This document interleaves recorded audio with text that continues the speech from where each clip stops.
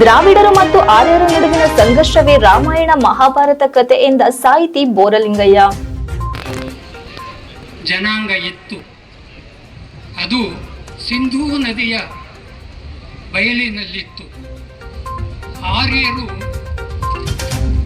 3,500 ವರ್ಷದಷ್ಟು ಹಿಂದೆ, ಕ್ರಿಸ್ತಪೂರ್ವ 1,500 ವರ್ಷದಷ್ಟು ಹಿಂದೆ ಭಾರತಕ್ಕೆ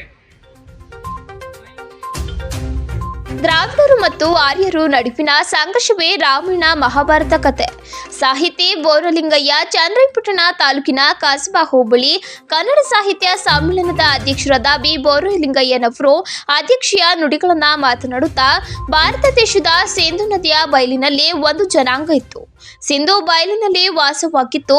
3,000 ವರ್ಷಗಳ ಹಿಂದೆ, ಅಂದ್ರೆ ಕ್ರಿಸ್ತಪೂರ್ವ 1000 ವರ್ಷಗಳ ಹಿಂದೆ ಭಾರತಕ್ಕೆ ವಾಯುವ್ಯ ಕಣಿವೆಗಳ ಮೂಲಕ ದನ ಕರುಗಳನ್ನ ಹೊಡೆದುಕೊಂಡು ಕುದುರೆಗಳ ಮೇಲೆ ಭಾರತಕ್ಕೆ ಬರುವ ಮುಂಚೆ ದ್ರಾವಿಡ ಜನಾಂಗವು ಅತ್ಯಂತ ಶಾಂತಿ ಪ್ರಿಯರಾಗಿದ್ದು, ಮಾದರಿ ಪಟ್ಟಣಗಳನ್ನ ಕಟ್ಟಿಕೊಂಡಿದ್ದು, ಉತ್ತಮ ರೀತಿಯ ಬೀದಿಗಳನ್ನ ರಚನೆ ಮಾಡಿಕೊಂಡು ವ್ಯವಸಾಯಗಳನ್ನ ಮಾಡಿಕೊಂಡಿದ್ದ, ಪ್ರಕೃತಿ ನಿಯಮವನ್ನ ತಾಂತ್ರಿಕತೆಗಳನ್ನ ಅನುಸರಿಸುತ್ತಿದ್ದ ಒಂದು ಜನಾಂಗ ಇತ್ತು. ಅವರುಗಳ ಮೇಲೆ ಜಗಳಗಳು ನಡೆದವು, ಆಮೇಲೆ ಒಂದಾದ್ರು. ಆರ್ಯರು ದ್ರಾವಿಡ ಒಂದಾಗಿ ಇಲ್ಲಿಯವರೆಗೂ ಬೆಳೆದುಕೊಂಡು ಬಂದಿದೆ. ದ್ರಾವಿಡರ ಸಂಸ್ಕೃತಿ ಹೆಚ್ಚು ಕಮ್ಮಿ ಅಲ್ಲಿ ನಾಶವಾಗಿದೆ. ಆದರೆ ನಮ್ಮ ಹಳ್ಳಿಗಳಲ್ಲಿ ದ್ರಾವಿಡ ಸಂಸ್ಕೃತಿ ಬದುಕಿದೆ. ಆ ವಿಷಯಗಳನ್ನ ಇಲ್ಲಿ ಹೆಚ್ಚು ಬಳಸಲ್ಲ. ಈ ಆರ್ಯ ದ್ರಾವಿಡ ಸಂಸ್ಕೃತಿಯ ಸಂಘರ್ಷದಲ್ಲಿ ರಾಮಾಯಣ ಮತ್ತು ಮಹಾಭಾರತ ಹುಟ್ಟುಕೊಂಡಿವೆ. ದ್ರಾವಿಡರು ಶಿವ ಆರಾಧಕರು, ಆರ್ಯರು ವೈಷ್ಣವ ಆರಾಧಕರು. ಬ್ರಹ್ಮ, ವಿಷ್ಣು, ಕೃಷ್ಣ ಈ ಆರ್ಯರ ಕಡೆ ಇರುವಂತವರು. ಶಿವ ಆರಾಧಕರು ಹಾಗೂ ವಿಷ್ಣು ಆರಾಧಕರ ನಡುವೆ ನಡೆದಿರುವ ಸಂಘರ್ಷವೇ ರಾಮಾಯಣ ಮತ್ತು ಮಹಾಭಾರತ ಎಂದರು. ರಾವಣ ನಮ್ಮ ಪೂರ್ವಜ, ಶೈವ ಆರಾಧಕರ ಪೂರ್ವಜರು, ರಾಮ ವಿಷ್ಣು ಆರಾಧಕರ ಹಿರಿಯ. ಇಲ್ಲಿ ಹೇಗೆ ವೈಚಾರಿಕತೆಯನ್ನ ಸೃಷ್ಟಿ ಮಾಡಿಕೊಳ್ಳುತ್ತೀರಿ? ಇದನ್ನ ಸುಮ್ಮನೆ ನಿಮ್ಮ ಮನಸ್ಸಿನಲ್ಲಿ ಯೋಚನೆ ಮಾಡ್ತಾ ಇರಿ.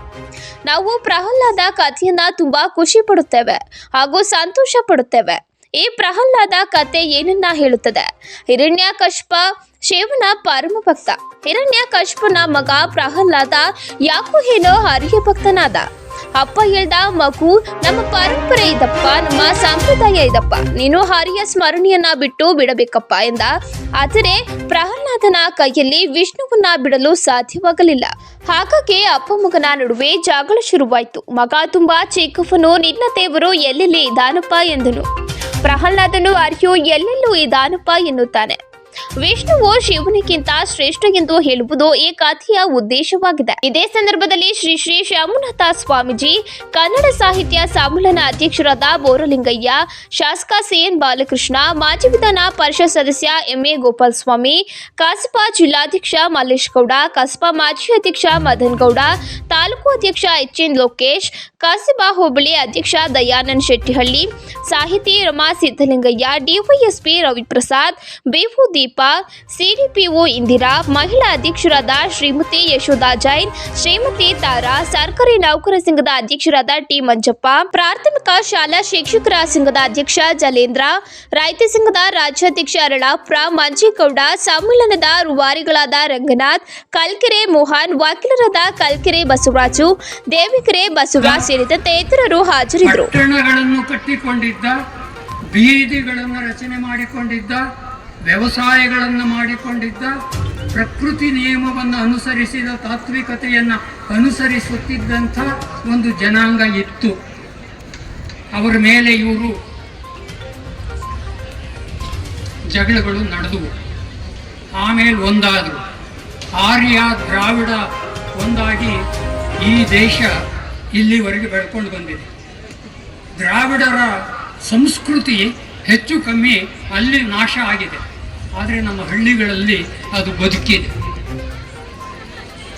ಆ ವಿಷಯವನ್ನು ಕೂಡ ನಾನು ಹೆಚ್ಚು ಇಲ್ಲಿ ಬೆಳೆಸಲ್ಲ.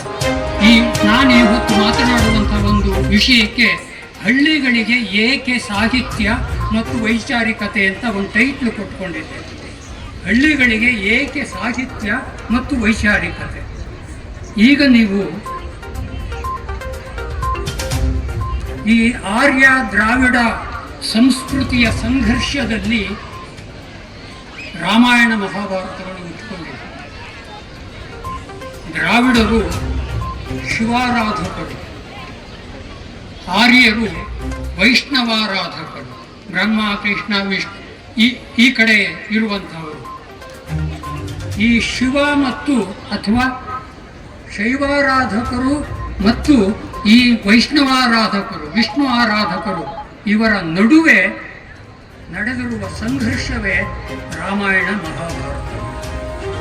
ರಾವಣ ನಮ್ಮ ಪೂರ್ವಜ, ಶೈವಾರಾಧಕರ ಪೂರ್ವಜ. ರಾಮ ವಿಷ್ಣು ಆರಾಧಕರ ಹಿರಿಯ. ಇಲ್ಲಿ ಹೇಗೆ ನೀವು ವೈಚಾರಿಕತೆಯನ್ನು ಸೃಷ್ಟಿ ಮಾಡಿಕೊಳ್ತೀರಿ?